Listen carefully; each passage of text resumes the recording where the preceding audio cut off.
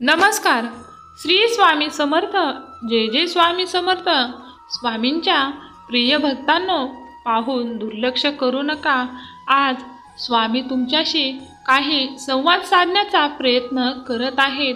स्वामी म्हणतात की बाळा, तुझी फक्त 5 मिनिटे शांतपणे मला देऊन हा संदेश तू ऐकावा अशी माझी इच्छा आहे. हा संदेश तुमचे जीवन बदलण्यासाठी, तुमच्या जीवनात सुख, समृद्धी, ऐश्वर्य मिळवण्यासाठी मदत करू शकतो. जर का तुम्ही स्वामींचे भक्त असाल तर आपल्या व्हिडिओला मनापासून लाईक करा आणि कमेंटमध्ये श्री स्वामी समर्थ टाईप करा. भाग्यवंत ठराल.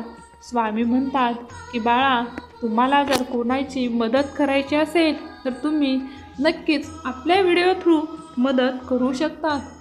आजचा स्वामी संदेश खास तुमच्यासाठी आहे. स्वामी म्हणतात, उगीचच विनाकारण कोण कुणाच्या आयुष्यात येत नाही. आयुष्याच्या पानावर प्रारब्धाने त्यांची नोंद अगोदरच करून ठेवलेली असते. त्यामुळे तुम्हाला वाईट मेळ आणि वाईट माणसं भेटली म्हणून घाबरू नका. योग्य वेळ येऊ दे. जगात कुठलीही गोष्ट विनाकारण घडत नसते आणि जिथे तुझी सहनशक्ती संपेल तिथे स्वतः आम्ही असू. बाळा, आता तुला तुझा स्वभाव बदलण्याची गरज आहे. तुझ्या रागीट आणि अहंकारी स्वभावामुळे तू तुझ्या पदरातलं सुख गमावलं आहेस. एकट्याने संसार कधीच पूर्ण होत नसतो. संसार करण्यासाठी जोडीदार हा हवाच. आणि राग आणि अहंकार या 2 गोष्टी तू जरा बाजूला सारून पहा. तुझा संसार तुला परत नक्कीच मिळेल आणि तोही अगदी सुखासमाधाने तू करत राहशील. स्वामी म्हणतात, मी तो तुला नक्कीच मिळवून देईन. जेव्हा तू डोळे बंद करून माझे नाम घेतोस, माझ्याकडे ज्या आशेने येतोस, ते मला तू न मागताही कळतं. मी माझ्या भक्तांच्या चांगल्या इच्छा आणि त्यांच्या प्रारब्धाच्या चांगल्या सवयी मी त्यांना नक्कीच मिळवून देतो. माझ्या आज्ञेचं पालन कर. तुला तुझ्या संसारात हव्या असणाऱ्या सर्व सुखसुविधा मी देईन. फक्त विश्वास ठेव. भिवू नकोस. मी तुझ्या पाठीशी आहे आणि कुठलीही समस्या माझ्याकडे सांगण्यासाठी तू घाबरू नकोस. आजचा हा स्वामी संदेश तुमच्यासाठी खास मी पाठवला आहे. तुमचाही स्वामी शक्तीवर विश्वास असेल तर आत्ताच आपल्या व्हिडिओला सबस्क्राईब करा आणि लाईक करा.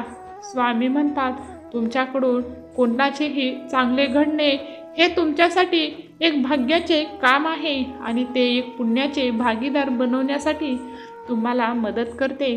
तुम्ही हा काम आणि ही सेवा आज आनंदाने स्वीकार करा. तुम्हाला स्वामी आशीर्वाद भरभरून मिळेल. स्वामी म्हणतात, बाळा, संयम ठेवा. संकटाचे दिवस जातील. आज जे तुम्हाला पाहून हसतात ते उद्या तुमच्याकडे पाहतच राहतील. तुमचे कौतुक करतील. त्यामुळे कोण तुमच्याबद्दल काय बोलतं याचा विचार कधीही करू नका. स्वतःला काय हवंय ते स्वतःला जेव्हा कळत नसतं, तीच परिस्थिती खऱ्या परीक्षेची असते. परीक्षा स्वतःच्या स्वभावाची, परीक्षा स्वभावातल्या धीराची आणि खऱ्या नात्याची.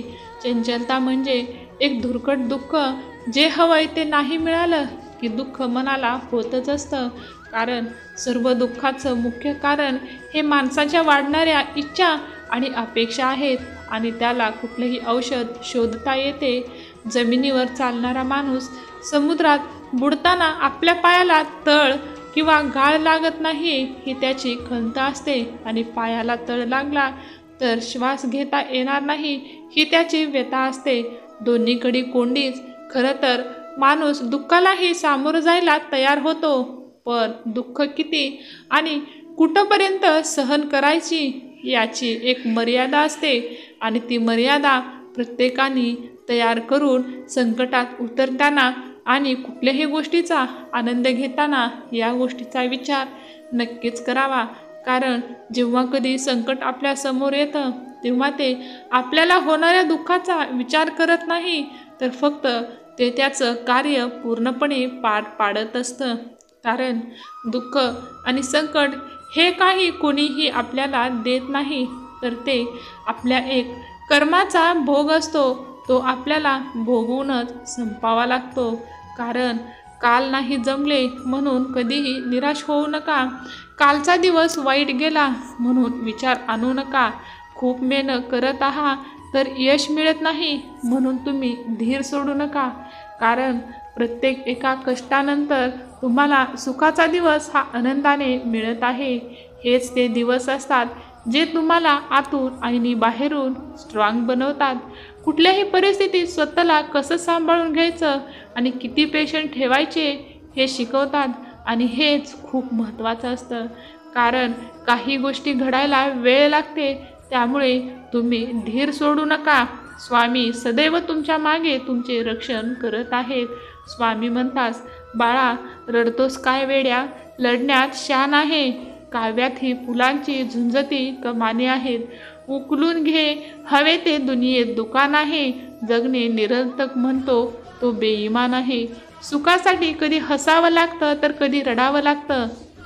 कारण एक सुंदर धबधबा बनायला पाण्यालाही खूप उंचावरूनच पडावं लागतं. कुठलंही सहज सुख मिळता आणि अनुभवता येत नाही. संसार हा असाच असतो. लाकडाचा धूर डोळ्यात जातो म्हणून कोणी चूल पेटवायची थांबत नसतं. जीवनात दरी निर्माण झाली म्हणून आपण खोल जायचं नसतं. ती दरी पार करायची असते आणि जीवनातील सुखाच्या नदीमध्ये पोहोचायचे असते. हा संदेश तुमच्या हृदयाला स्पर्श केला असेल तर एकदा मनात स्वामीचे स्मरण करून स्वामी शक्ती माझ्यासोबत आहे असे टाईप करा. भाग्यवंत ठराल. स्वामी आशीर्वाद सदैव तुमच्या सोबत राहील.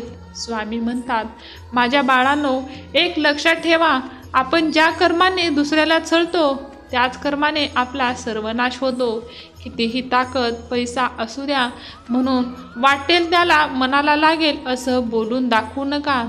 कारण नियती ही बदला घेतच असते. कारण कर्मापुढे कोणीही त्याला चकवा देऊन पळून जाऊ शकत नाही. त्यामुळे विचार करा, नेहमी कर्म हे चांगले ठेवा, तेव्हाच तुमचे सर्व काही चांगलेच होईल. देवावर असणारा भरोसा हा कायम ठेवा.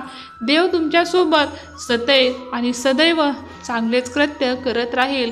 हा दृढ विश्वास तुम्ही स्वामींवरती कायम ठेवून राहा.